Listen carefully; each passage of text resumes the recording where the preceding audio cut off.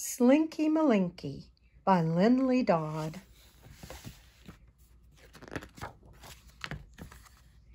Slinky Malinky was blacker than black, a stalking and lurking, adventurous cat. He had bright yellow eyes, a warbling wail, and a kink at the end of his very long tail. He was cheeky and cheerful, friendly and fun. He'd chase after leaves and he'd roll in the sun. But at night, he was wicked and fiendish and sly.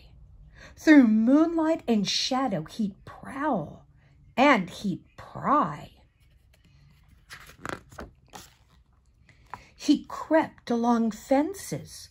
He leaped over walls. He poked into corners and sneaked into halls. What was he up to? At night, to be brief, Slinky Malinky turned into a thief. All over town, from basket and bowl, he pilfered and pillaged, he snitched, and he stole. Slippers and sausages, biscuits, balloons, brushes and bandages, pencils and spoons.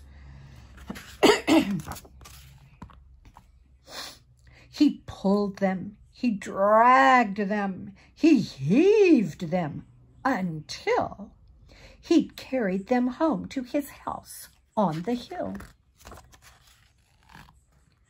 One rascally night between midnight and 4, Slinky Malinky stole more than before.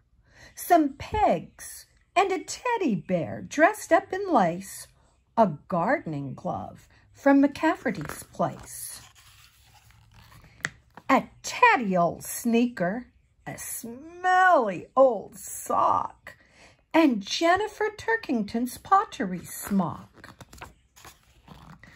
A squishy banana, some glue, and a pen, a cushion from Oliver Tolliver's den,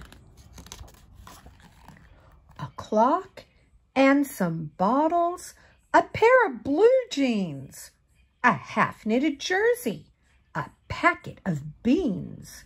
He pulled them, he dragged them, he heaved them until he'd carried them home to his house on the hill.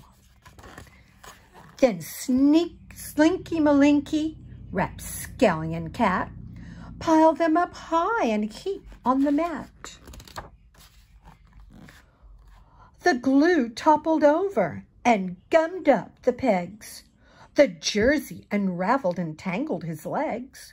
He tripped on the bottles and slipped on the sock. He tipped over sideways and set off the clock. Crash went the bottles.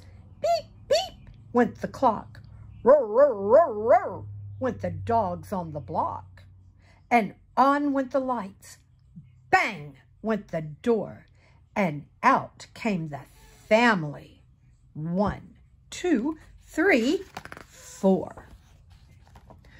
"Oh, no," they all said. "What a criminal cat.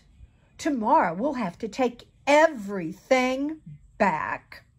With a tangled up middle and glue on his face, Slinky Malinky was deep in disgrace. Never again did he answer the call when moon shadows danced over garden and wall.